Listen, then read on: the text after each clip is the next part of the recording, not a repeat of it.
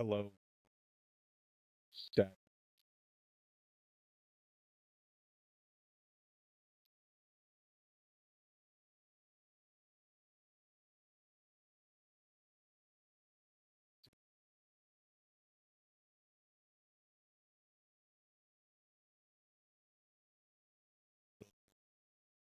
Hopefully 7 to 10 minute episode because today we also have the recording of a guest CEO coming on the show.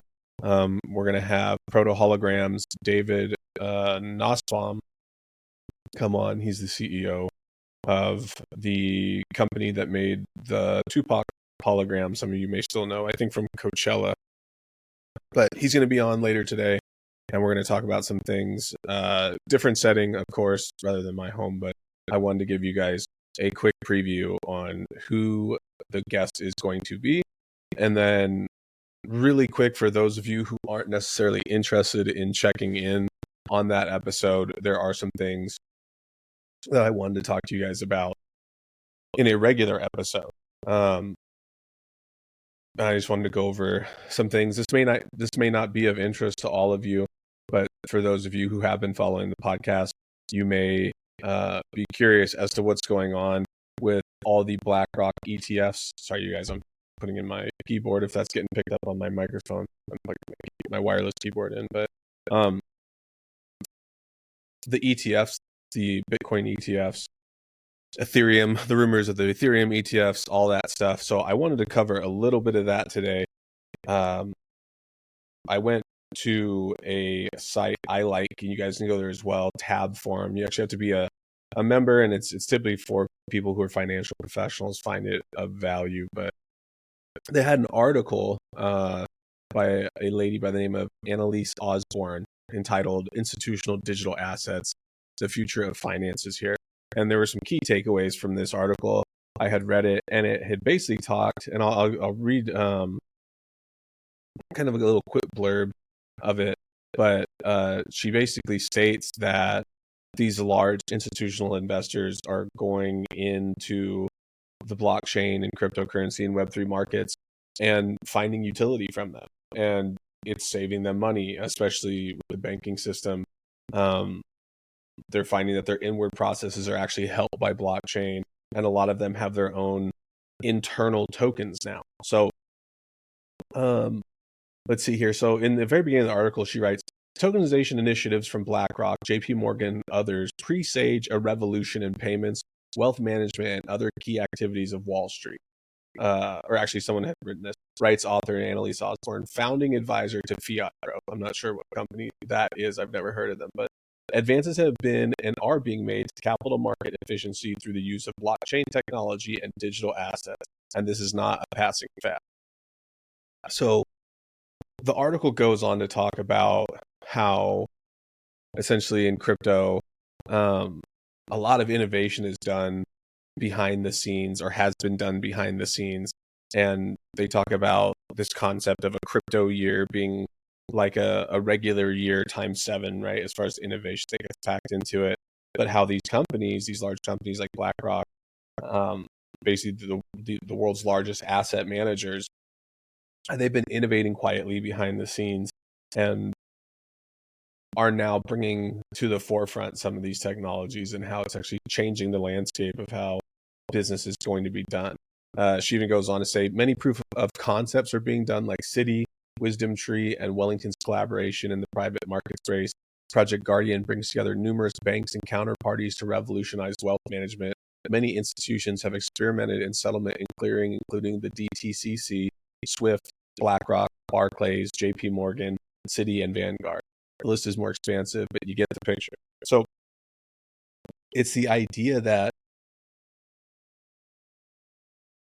blockchain is here to stay, and the largest investment firms and the largest managers of wealth in the world are actually moving over into these technologies. Now, I've been saying it for years and have been a big advocate of crypto and blockchain, but the part of all of this that's somewhat scary to me is the fact that crypto and Web3 in and of itself lacks regulation and compliance. And you have a lot of institutions now sort of foregoing good thought and just deciding, crypto's here to stay. We're going to get into it. We'll figure it out as it goes along. And I'm not necessarily saying that's a bad thing, because I do welcome it, but that is part of what I'll be seeking with my company and with Bankscoin to help bring about is a more safe and a more compliant space within Web3 and crypto. And some of you may not like that. Some of you may think that it goes against the ideals of crypto. I think it's something that if it can exist within the ecosystem of Web3 and crypto, which it will be its own blockchain and its own proprietary technology. But through the use of blockchain and leveraging the technologies it's brought about, I think we can actually help make Web3 and crypto currencies across the board much safer, and more transparent, easier to access, harder for bad actors in this space to defraud good actors. So we'll see about that. But that's just something I wanted to bring to light to you guys, because it's something that there's been a lot of noise in the crypto world as far as Ethereum ETFs and different ETFs. And if those of you who don't know what an ETF is, an ETF is what's called an exchange traded fund. And what that basically means is that there'll be a large institutional investor like BlackRock or Vanguard or whoever who will buy up a certain asset, crypto asset, whatever. We'll talk about crypto in particular in this instance. And they will hold the asset themselves, and then essentially the ETF is like an IOU saying to their customers that we hold a slice of this gold or this Bitcoin or whatever. It's got your name on it, whatever. Here's an issuance, like a stock certificate would be essentially. You can buy it whole, or you can, depending on the fund, of course, and what they offer. But usually they allow what is the word?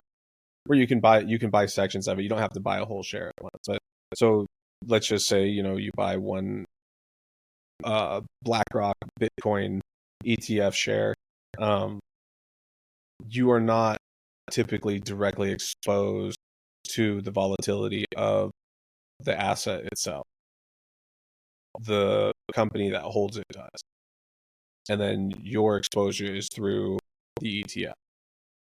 So what does that mean for the crypto space? So ETFs typically offer larger pools of institutional money and investors access to a certain financial product. Bitcoin being one of them. Ethereum, everyone's hoping is going to be the next. People take it as a sign that whatever particular project is here to stay and it's stable, and if institutional investors believe in it or are willing to take the risk of holding it and then offer that as a product to their customers, it must be of value. And I'm not saying that is or isn't the case. I think very much so it is. And once again, everyone listening, this is not financial advice. Do not make your decisions based on what you hear here today. Please do your own research. Vet everything that I'm saying here with your own study. This is just a point of education and something I see as of interest in the marketplace and hopefully of value to you guys. And that's what these podcasts are meant to be. But there is something to be said for that. Obviously, with the value of BlackRock's ETF, and it's something for me. I struggle with, how do I put this nicely? I struggle with understanding and or bringing well, a better way to say it, understanding and believing a lot of the CEOs of these institutional investment firms like BlackRock. Larry Fink in particular was someone who basically talked smack about Bitcoin for years, said it was a fad, said it wasn't going to be here, just said a bunch of different things. And then now his firm is one of the largest holders of it. And it's something that I think he did that strategically. I think it was done to keep the price of Bitcoin low until they were in a position to convince a bunch of their clients that this was a good move, or their shareholders or whoever, this was a good move to go ahead and get a bunch of this stuff and then offer it as a product to their client. We'll see.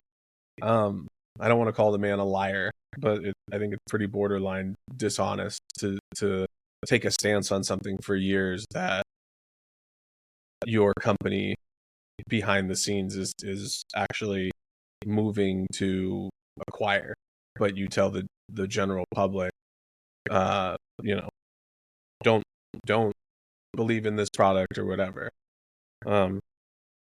But that's another conversation for a different time. And who knows, Larry Fink, I'd love to have you on the podcast.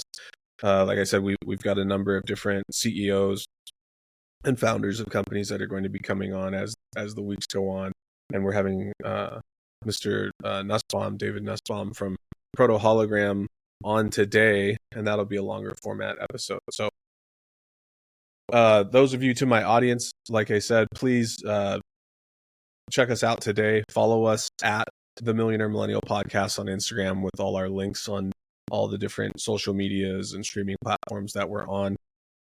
Follow me at stackbanks.official. And like I said, hopefully this episode has brought you guys some value. And if not, then hopefully our next episode will. But today was just meant to be a short episode that'll give you guys a little bit of insight and touch briefly on what I think is one of the larger things happening in the crypto market, and maybe something you guys might not be aware of or might not have an understanding of it. But so for now today, that is everything I have. Like I said, please follow us on all our social medias and check us out twice a week. Typically, we're going to be Mondays and Fridays. I know that schedule has not been the most consistent as of late, but hopefully as the year goes on, we get more and more regular with it. And if you have any questions or want to let us know who you want to see on the next episode or what you guys are interested in hearing about, let us know in the comments on whatever social media post we have, or you can also leave comments directly through Pandora if you're listening to that. So anyways, you guys, please take care of yourselves, make smart choices, and please, if you can, continue to follow this podcast and be great. Stack Banks out.